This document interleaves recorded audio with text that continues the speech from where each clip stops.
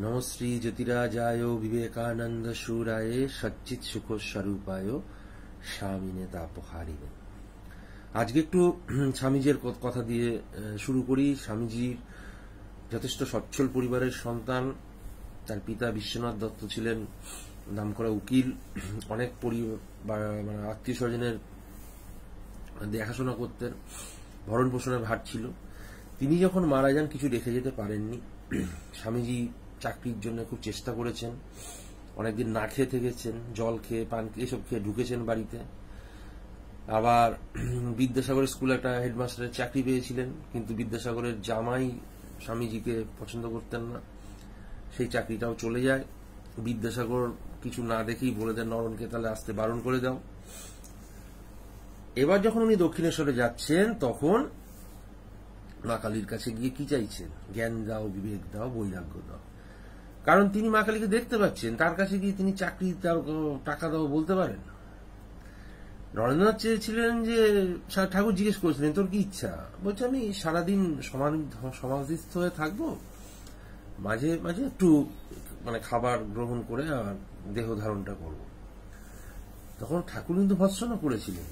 ঠাকুর বলেছিলেন, কোথায় তুই একটা বিরাট বটগাছ হবি, যেখানে সবাই আশ্রয় পাবে, শান্তি পাবে, আর তুই শুধু নিজের মুক্তির কথা ভাবছিস। নিজের মুক্তিটাও তো একটা, মুক্তির যে আকাঙ্ক্ষা সেটাও তো একটা স্বার্থপরতা।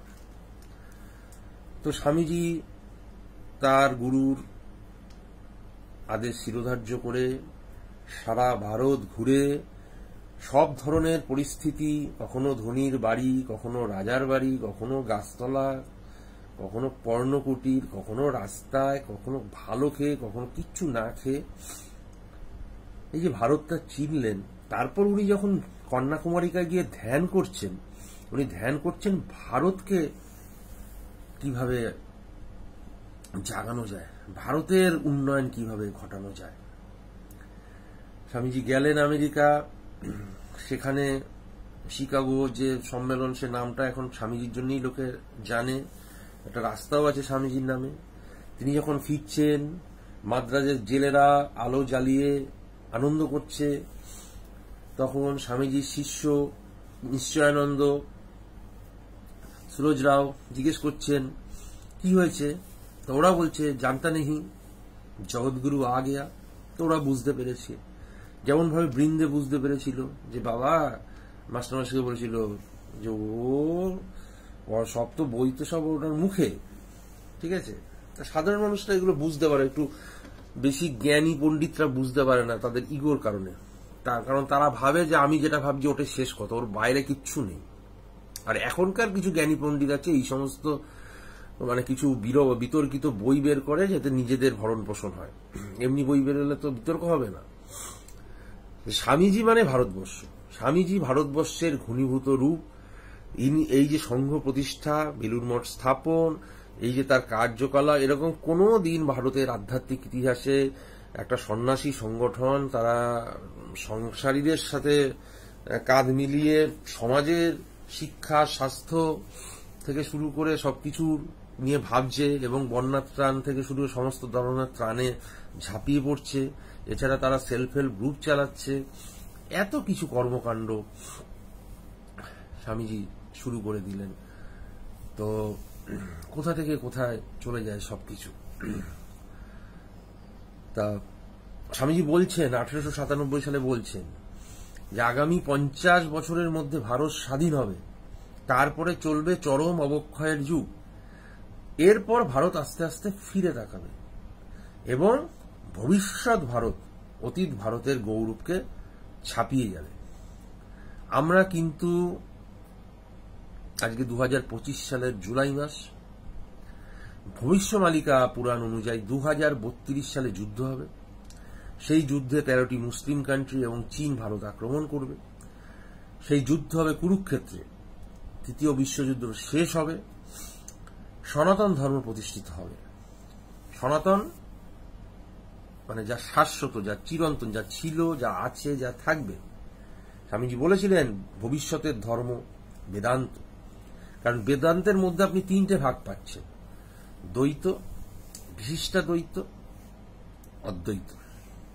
রামানুজ মধ্য আর শঙ্করাচার্য। সেই শঙ্করাচার্য যিনি বলেছিলেন নচেতন বুদ্ধি নচেতন শক্তি চিদানন্দ রূপ শিবহম শিবহম। তিনি এই হিন্দু ধর্মের আবার জাগরণ ঘটালেন, 4টি মঠ স্থাপন করলেন।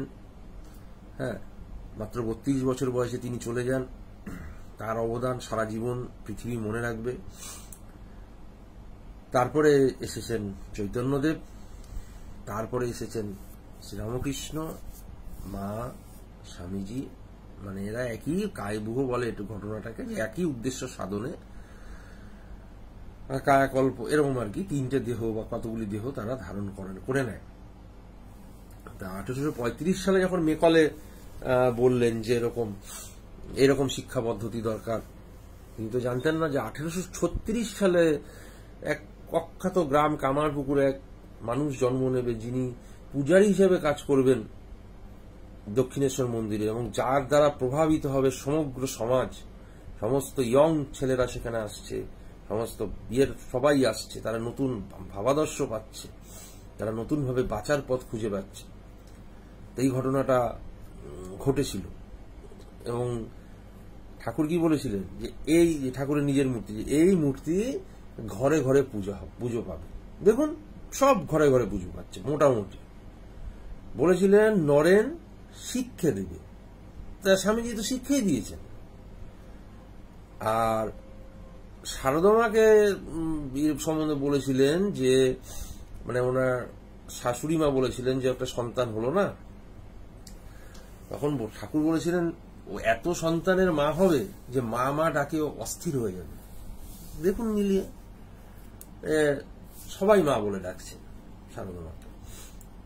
তা স্বামীজি বলেছিলেন এই একটা যন্ত্র চালিয়ে গেলাম 1500 বছর চলবে, তার মানে সেটা চলবে, কারণ এরা ভবিষ্যৎ দ্রষ্টা পুরুষ। হ্যাঁ, পার্টিকুলার একটা নির্দিষ্ট টাইম বলা যায় না, কিন্তু বলা যায় একটা অ্যাজ এ হোল যে এই সময়টা থেকে একটা উন্নতি ঘটবে। আর অবনতি মানেই তো উন্নতি ঘটা। তা খুব ভালো সময় আসছে, আপনারা প্রস্তুত হন, আপনারা নিজেদেরকে উন্নত করুন, ধ্যান করুন, জপ করুন, শাস্ত্রপাঠ করুন, শরীরচর্চা করুন, ভালো ঠিক মতো স্বাস্থ্যসম্মত খাবার খান। আমি খুব ভালো সময় আসছে বলছি, আপনারা মিলিয়ে নেবেন, ভালো থাকবেন। প্রণাম। ওম শ্রীরামকৃষ্ণ অর্পণমস্তু।